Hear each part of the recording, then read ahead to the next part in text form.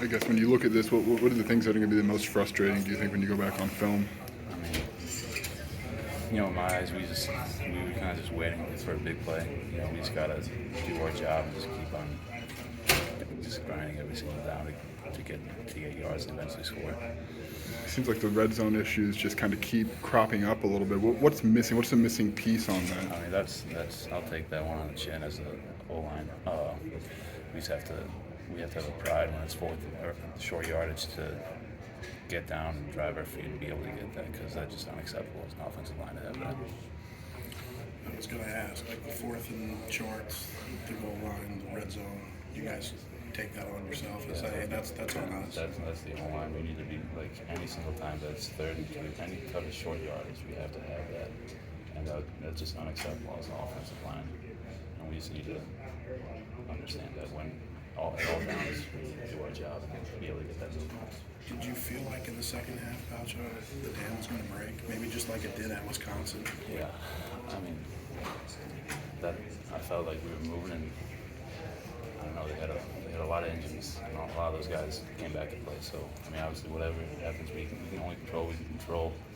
And I mean, I'll give credit to Michigan State. They played a good game, and we just didn't do enough to win. We just shot ourselves in the foot too many times. Not to glass half full, but like your postseason, like your division goals, a lot of those season goals are still in front of you. It might just change the schedule a little bit. Like, how do you communicate that with the rest of your guys in a hurting locker room? I mean, that's one thing. Like Josh Williams, and we know that our goals are still ahead of us, but it's just knowing that we can't wait for the big play. We can't wait for something else. We have to go in there every single down and take it. And it's just understanding, come in today, tomorrow, watch this film, see what happened, and just know that the only people that can stop us is us, and just keep on going. I know you haven't watched the film yet, but I'm sorry for asking, but red zone, fourth downs, what do you guys do? That one's on the old line. We need to, when any single short yardage, we need to have the pride in ourselves to be able to get down and get those yards, because that's just unacceptable as an offensive line. We need to be able to get those yards. You've been through 18 months now of football 101 with Coach B. Is this kind of a prime example of how to lose a game? Yeah, I mean, again, like I'll give credit to Michigan State, but I mean, we just did not set ourselves up for success at all. And again, that's just something we need to learn from. And I mean, we did almost everything that we could to lose that game.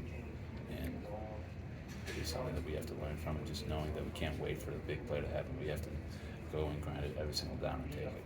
Are your 2 losses this season the same recipe? I mean, are there parallels between this and Indiana? Yeah, I mean, each game is different, but like we kind of it's a little bit similar.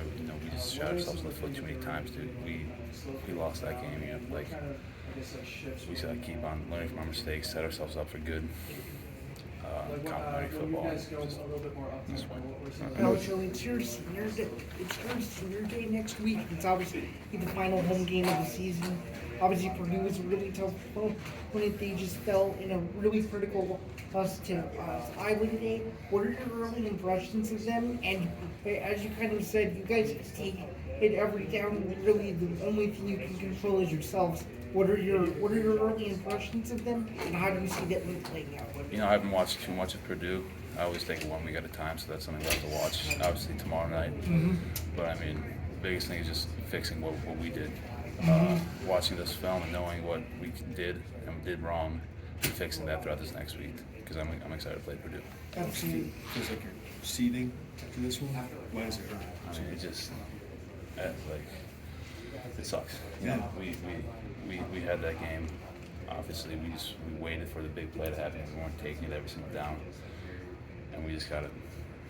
I mean, we just didn't set ourselves up. It goes back to the old times before. You can win games if you win, not to lose. I mean, we just didn't set ourselves up for success. We just need to obviously just learn from our mistakes, watch this film, and just stay hungry, because all our goals are still ahead of us. India's still there. We just got to keep on going and prepare for Purdue. How did you guys channel Indiana into what you just did?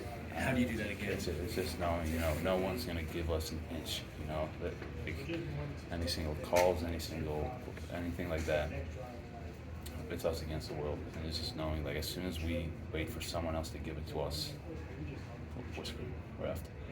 And just knowing that we need to come out there, take it every play, and just have good fundamentals and set ourselves up for a good game. People might look back and say, "Oh, it's a trap game. They're looking ahead." Do you feel that, Alex? Everyone else says no.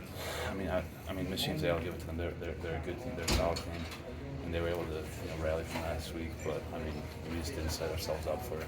I mean, we just didn't play complementary football. We didn't take some of the. We didn't execute when we had to. I mean, those short yardages, I mean, it's really just killing me because as an offensive lineman, it really hurts. Now I have to take on the chin, just learn and get better and just know that we can't, that's not acceptable for us.